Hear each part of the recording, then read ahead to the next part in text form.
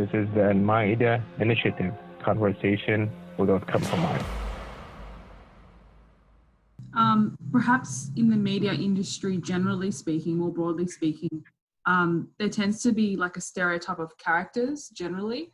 And so like a hijabi woman is just that stereotype of, oh, okay, she must be a refugee or she's, you know, a victim. Like what else would she be? Like, it's just literally a trope that's been always used because they don't know any other thing to use or any other way to portray a hijabi woman.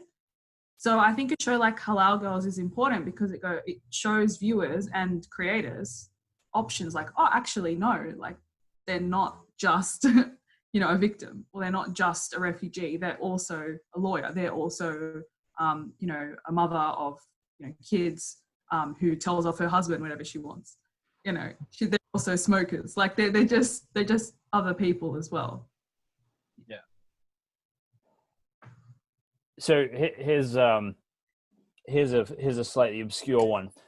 How would you guys, let's say Muna is your real life friend. What kind of advice would you give this woman if you were kind of getting coffee with them, going through the things she's kind of going through in the show? I'll be like, do a fufu and get your house in order. That's what I'd tell her. Yeah. I mean, I'd probably tell her to slow down. You know, what's funny is that, like, on a personal level, I do resonate with Mona a lot because we're very similar. Like, I also kind of, you know, am a bit of a workaholic as well, and you know, tend to crash when things don't go my way, etc., etc. So, yeah, I would just say slow down and just live your life. Because it was one of the more fun things about writing a comedy is that a lot of the situations that arose in the episodes were because of like Mona's temperament, you know, like she wanted things to be a certain way all the time, and her family or the world around her just wouldn't deliver her vision of what she wanted. So yeah, we kind of, I guess, like a lot of the comedy and the hijinks are because of her, like, you know, stony nature. Like, she just wants it her way and she'll never get it. She has to learn how to like embrace other people. So okay, so kind of start to wrap things up with, I'm curious, this is going to be a really interesting show to make. So I want to know what the hardest thing about making this show was and what the funniest thing about making this show was. Fun. I think the hardest thing making the show was, I think, definitely me and the other producer, Petra Lovrencic. Shout out to Petra when she watches this, because she no doubt will.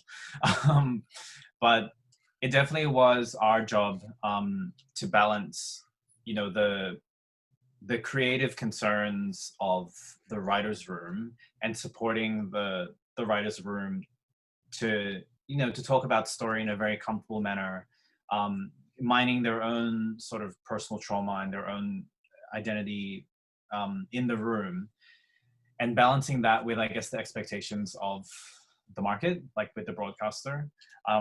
You know, there were not that there were any like really big battles or any, you know, anything that we weren't comfortable with. But I think going into the project, we'd always wanted the show to be creative led, like to really empower these artists to tell the story they wanted to tell.